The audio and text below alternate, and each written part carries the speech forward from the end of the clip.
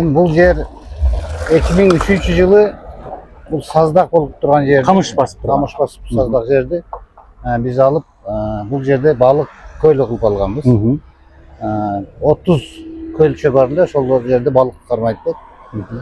Шаардагы тургундар келип, жумуштан кийин эме алыш күндөрү келип, балыгын кармап, дем алып отуруп кетчү. Анан мындан бир 5-6 жыл мурун шаардын базары ушул жака көчөткөн дегенден куруктоочу иштерди баштаганмын. Бир 3,5 жылдын ичинде баягы көлдөрдү көмүп, айрым бөлүк кылып неме кылдым, баарын бир баштабадым. Мурун бир бөлүгүн, кийин дагы бир бөлүгүн кылып атып, 3,5 жылдай убакыт кетти. Bunun баарын строительный мусор кетти, андан башка засып көзүбүз төктүк, щебень канчалаган төгүндү. Ушинтип анан базардын мындай макетин чыгарып, ушул базар болсо ушундай болсо экен, жол арасында жолдор кеңирээк болсо экен, бир жок дегенде 6 метр арасына баягы пожарный машина кире турган болсун деп. Анан бул саздак жаткан жеринде базар боло турган болсо мындай немелер менен шарттар менен түзөлү деп канализация алып келдик. Бул жерде 1000 метрден ашык внутренний канализация кылдык азыр. Эки жерден өзүбүз неме кылып, бурит кылып суу чыгардык. Өзүнүн технический суу чыкты. Андан башка шаардык суу башкармалыгы дагы жардам берип, иче турган дагы суу алып берди. Мындайча айтканда, коммуналдык бардык кызматтардын мындай шарттарын түздүк да. Анан мындай барсак, мына жер, бул жер мурун бирөөнүн кызыл китеп жери болгон. Ушул жерде мына көпүрө түшсө кеңири болсун деп ушул жерди кайрадан өзүбүз сатып алдык. Бул биздин менчик жер. Менчик жери болчу. Бул жагы болсо, ушу 2003 жылдан бери болсо, 23 жылдан бери биз арендада отурганбыз да. Бул айыл чарба багытына жараксыз деп табылган жер, категориясы. Категориясы ушундай. Анан ошону базар болот дегенден 2,5 метр бул жагын, аркы жагы ушу 3 метрден ашыгыраак көтөрдүк да. Мына жер жолдон кыйла бир 2 метр ылдый иштеп турат эле. Көтөрдүк, астынан суу чыгып кетпесин. Кийин дагы ушул маселелер чечтиңиздер. Анан ушу дегенде Жетигенов Бакытбек мэр болуп турганда айтты, базарды көчүрүш керек болуп атат, тез арада бизге баягындай базар кылгыла депчи. Ошондо мына дубалдын аркы жагына бир бөлүгүнө, берки жагына бир бөлүгүнө кылып, бул жерде эми 10 гектардан ашыгыраак жер бар эле. Көчөт дегенен бол деп мен кредит алып, үйлөрдү сатып, ушуну бүтүрөйүн деп баштап бүтөйүн деп атканда, кандай бир эмемен, шылтоомен аркы жакка көчүп кетти. Бирок ген план боюнча деле буга чейин базар, борбордук базар ушул жакка көчүрүлөт деп маалымат жарыяланып келген да өзү. Ошондой сөз болгон, мен укканымдан ушуну кылдым деди. Азыр эми бул жерде машина базарынын территориясы 10 гектар болсо, нарананда бир 2-3 гектар кошулду. Жалпысынан 36 гектар жер трансформация болду. Ошодон бери эми ушул базарды тездетип эле бүтүр деп, анан буну наракка көчтү деп, срочно унаа тетиктер базары кыл деди. Анан бул мурдагы жылы октябрдан баштап февраль айга чейин 5 айдын ичинде тиякты бүтүрдүм. Бүтүргөндө немелер дагы эле мэрияның кызматкери келип, ошол эле Бакытбек Жетигенов келип, немелерге соодагерликке оор болот экен, сен бул жагын арендага бересиң, наркы жагын элдерге мэрияга өткөзүп бересиң, мэрия элдерге бекер берет. Сен шартын түзүп бер дегенден бул жакка аркы жактагы ушу жолдорун чыгарып, светтерин тартып, шартын түзүп бердик. Ал жер иштеп атат. Эми биздин эң көйгөйлүү маселе, биз шаардын четиндемиз, эң локациябыз алыста турат да шаардан. Азыр биз буну ушундай аракет кылып алып келгенден кийин шаардын ичинде дагы базар, частный базарлар ачылып кетип атат. Ал ачылгандан кийин эми элди деле түшүнсө болот. Ооба. Жакыныраак жерине барат да. Алыс кыйын баргысы келсе. Же бул жерге чыгарбай производственный зона кыл деп айтпады. Же элдерди алып келип алып мына мыйзамга баш ийгендер келип ушу бул жерге отургандар калып атат да, анан арактан ушу сырактар элди бөлүп кетип атат. Мен билбейм, кайра эле базарды шаардын ичинде калтырса, баягы эле пробка маселе болуп калат. Баягы эле көйгөй башталат. Азыркы мына келди го, мына байкасаңар керек, Мамырова көчөсү азыр пробка жок. Базар алынганы байланыштуу. 3 базар бар ал жерде. Ошолор көчүп келди, азыр ошол маселе чечилди. Анан мына биз жасап койгон контейнерлер кылып, мына үстүнөн шамал өтсүн, жарык түшсүн деп үстүн мындай кылып, чекелерин мындай кылып, бардык шарт ичинде свети ар биринин өзүнүн неде счетчиктери бар. Bunun içinde de daha kanalizasyon kиргизгенбиз, суулары бар. Мына противопожарный гидрант болсун деп сууну өзүбүздөн чыгарып, ар жерге мындай колонкалар таштап кеттик. Эми шарттар өзүңөр көрүп аткандай жакшы. Былтыр 25-жылы июньдүн 24-үнө келип, анда биринчи вице-мэр Адилет Шашеналуу мырзан келип Шайыттебени көчүрөбүз, ал жерде пробканы азайтырыш керек дегенден Шайыттебенин баардык соодагерлери келген. Анан ал айткан, кааласаңар бул жерден жер беребиз, өзүңөр куруп ал. Болбосо мына жер, анан бул жерге мына инвесторубуз бар, силер айткандай кылып куруп берет деп. Ошолордун заказы боюнча мына көрүп атсаңар керек, 4 метр бийиктикте кылып баарын иреттеп салып атканда, мына жерде былтыр бир снос болгон жердерге УМС берип берди. Эми бул мына каралбай жатат. Неменин базардын ортосунда эле көркүн бузуп атат да. Эми болбосо бул жерлерге дагы түшүп жакшына болмок. Эми ушунун баарын кылгандан кийин мэрия жактан колдоо жок болуп атат. Буну мыйзам жолунда мындай шаар келечекте ушу базар ушакка келет деп элдерге бир түшүнүктөрдү берип, анча жарыя кылып, келип бир ачылыш болсо аракет кылып ачылыштарды кылып берсе бизге жакшы болот. Анан маршруттук таксини ушул жерге катамдарды коюп койсо, көбү билбейт, келбейт. Маршрутта жазылып турганда деле мисалы түшүнүксүз болсо эми кийин кичине реклама болуп калмак. Анан көбү келем десе алыс экен деп келбей коет. Маршруттук каттам болсо келе бериш мүмкүн. Ошого окшогондой кичине бизге өкмөт жактан колдоо керек болуп атат. Сиз ошол башты бул жер эми 5 жыл деп коеюн, аяк бир 5-6 жылдан бери мурун деле иштеткен кез. Негизи ушул жаңы базар болот деп канча бул жолду канча бир каражат сарптадыңыз да, канча инвестиция? Эми ал күнү сметасын чыгардык биз баарынан. Мен мэрияга барып бердим. Экономия жылыңар бар, курулуш ажыгыңар барып, ушуда жазылгандан көрүп айткыла кайсынысы завышенныйсын. Наоборот, меники баардыгы заниженный болду. Бүгүнкү күнү 315 миллион сом каражат сарпталды. Эми анын арасында кредит алганмын, үйлөрүмдү саттым. Но элдерден мындай келип иштейбиз дегендерден дагы баягы субподрядчик катары привлекать кылып, алардан дагы токтолду. 200 миллион, 220 миллиондой алардан токтолду. Калганын өз каражатыман кылдым да, анан ошо отурабыз.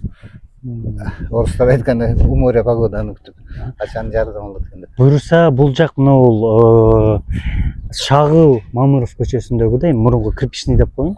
Кум шагылдар келген, цементтер келген, мындай баксак көрсөтүп. Ошол жака бара берели. Анан жыгач, тактай карагайдын бардык түрү бар. Рейкасынан баштап чоң брустарына чейин. Темирдин түрү жаңысынан эскисине чейин. Мына азбест немелери, азбесттен болгон эздемелер, трубалар, азбесттүү, шипыр, ошого окшогондордун бардыгы бар. Жада калса ворота жасоочулар бар, өздөрү жасап атат. Ошо бир үй, курулуш материал, бир үйдүн баштан аяк бардык нерсесин ошо кирип эле чыгып жасап кетсек болот. Фундаменттен кеткенден баштап там башы ички отделка, мына турган материалдарын бардыгы бар. бардыгына чейин. Бирок көбү билбей атат мына. Азыр мына көрсөңөр мына ал жерде мына темирлер башталды. Мына ал ряд жалаң жыгачтар. Мындан кийинки ряд жалаң цементтер. Bu yakta basaylı. Көчөдөгү эки жакта базар бар эле. Бир жагында кум шагыл цемент, бир жагында темир неме. Ошол жерде дайыма машина пробка, чоң машина кирсе чыга албай. Мына бизде көрүп атасыңыз. Чоң машина турат, арасынан дагы эки машина өтө турган. Жол месте турат. Калтырганбыз ыңгайлуу. Өздөрү деле эми ыңгайлуулугун башына мойнуна алып атат. Бирок ушу адам келбей атат. Бизде анан бунун арасынан башка жактан бир точкачып алып неме кылгандар бар дейт. Мына аз бизде болгон немелер. Ортодон ушул бул эми сиз ошончо вложение кылдыңыз. Шаардын сырты жана ушу мэрияда иштегендер дагы мындай салкын мамиле кылып алышты эми. Чачпай кылдык дегендей болчу. Эч кандай кызыкчылык жок болуп атат. Муну тез арада мыйзамдаштырып, баягы каникулдар болсо берип, ошол жүргүчүн мисалы мен деле азыр ачык реклама бере албай атам. Мисалы азыр мына курулуп калган жерлер турат. Ошо ишкерлердин айтканы боюнча кылдык эле. Анан эле 2 күн калган буга чейин бардыгы келип, келишимдерге арендага отурабыз деп жазып, бөлүштүрүп, талашкы чейин бар эле. Анан 2-3 күн калганда эле Жибек жолуга көчүрүп берди. Рухсат берип берди ал жака. Ал жерге баргандан кийин эми аяк жакында. Үйлөрүнө жакын, складдарына жакын, баары ошого көчүп кетти да, биз калып калдык. Жана эми мурунку вишойду да? Ооба, Жибек жолунун аркасына жанагы көчүрүп берди. Шайыттөдөгүлөр. А так бир жаңысыл болсо жакшы болот эле да. Курулуш материалдары. Базарды көчүрүшсүн ошол жака. Кайта ошол жанагы курулуш бейим вишой менен шейиттөөнү ушул жака калтырыш керек эле. Керек эле. Эми азыр мына тиги Кудайберди базардагы эле частный базар да. Андан түшкөн каражат эми Жеке тарапка кетет. Жеке тарапка кетет, основной. Андан аркасына дагы 2 гектардан ашык жерге базар салып неме унаа тетиктер эмес, уже курулуш материалдары дагы ал жерге берип берди. Рухсатчы. Анан могул жердеги анча-мынчалар дагы аяка кетти, шаардын ичинде. Бизди кылдырып алып, кайра жардам бериштин ордуна бөлүп атат да, кыйнап атат.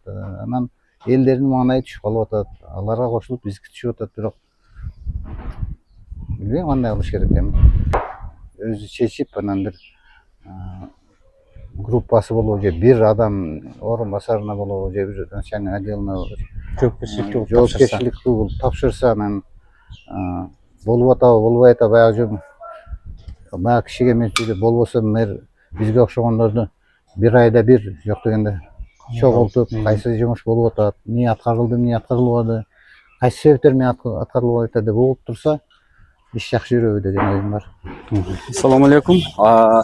Биздин базар бул жерге снос болуп, мына бул кирпичныйден ар кайсы өз башынча салып куруп алган көчөдөгү мыйзамсыз курулуштардын бардыгыны унаа тетиктерди ушул Көкөмбие 95А биздин дарегибиз. Бул жерде ориентир айта турган болсок, унаа базарынын эле жанында жайгашканбыз. Запчастьтан баштап баллон, ошондой эле тейлөө кызматтары бар.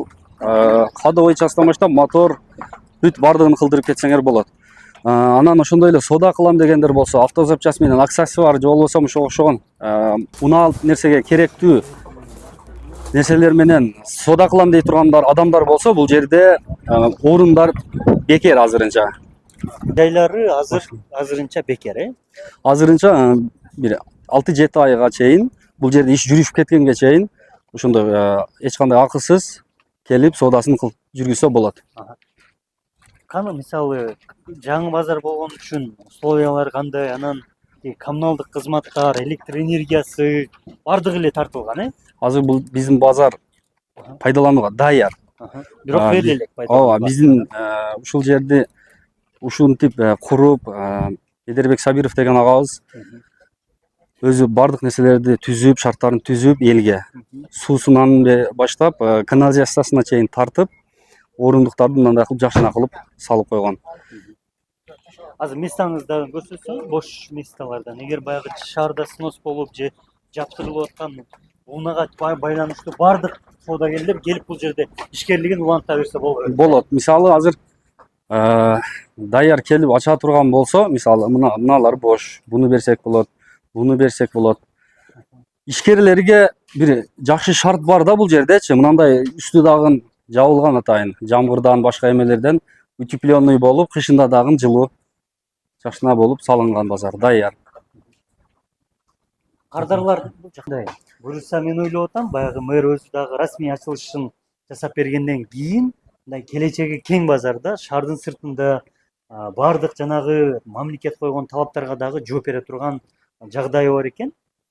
Кудай мэр өзү катышып мамлекеттик телеканалдар менен ачылгандан кийин дагы кардарлардын агымы Кудай буйрса көбөйсө керек. Анан азыркы учурда кардардын агымы кандай болуп атат? Азыркы учурда Кудайга шүгүр күндөн күнгө адамдар келип жайгашып жатат. Себеби бүт азыр айтып кеткендей эле жакшына условияда салынган базар.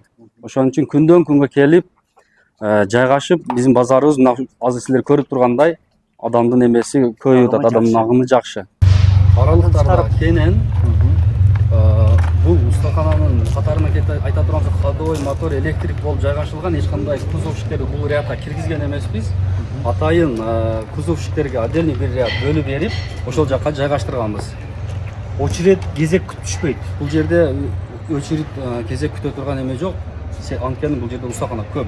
Келет сразу ходовой кылдыра турган ходовой кылдырат, баллон алмаштыра турган баллон алмаштырат, мотор койдура турган мотор койдуруп чыгат бу жерде. Урматтуу көрүүчүлөр, дагы бир кошумчалай кетчү жагдай. Эгер сиз жанагы снос деп коюп, мыйзамсыз курулуштан жабыркасаңыз же өзүңүз пландап бир ошол машина тейлөө сервис жасайм десеңиздер дагы кайсы түрү болбосун келе берсе болот. Покрасчик бар. Покрасчик болобу, нотариус болобу, ходовой, электрикти кандай түрүнү уна оңдош боюнча боло турган болсо келсе болот. Месталар бар. Анан эң негизги мындай перспектива бул уна базардын жаны. Уна базардын жаны Көкөмбие 95 Бар. Японский, немецкий, корейский машиналар бар. Автосервистер дагы иштеп атат, устолар как обычно ар күнү иште. Бардык күнү. Кайсы дем аласыз? Пятница күнү дем алабыз. Калган күнү баары шу жерде иштейбиз. Анан жанагы соодагер катарында бул жерде коммуналдык бардык кызматтары барбы? Сиздерге тийиштүү шарт түзүлүп атабы? Ошол эле учурда тиги неси дагы жок, ижара акы дагы азыр. Пока что жок. Эми базар жүрүшүп кеткенден кийин болсо керек, бирок азыр жакшы шарттар бар, жок бар. Чакырасыз ошол эле убакта. Чакырабыз да. Соодагерлерди дагы, кардарларды дагы да. Баарын чакырабыз, келип ишиңерди бүтүп кетсеңер болот. Кадимкиден иштеп атат базарчы.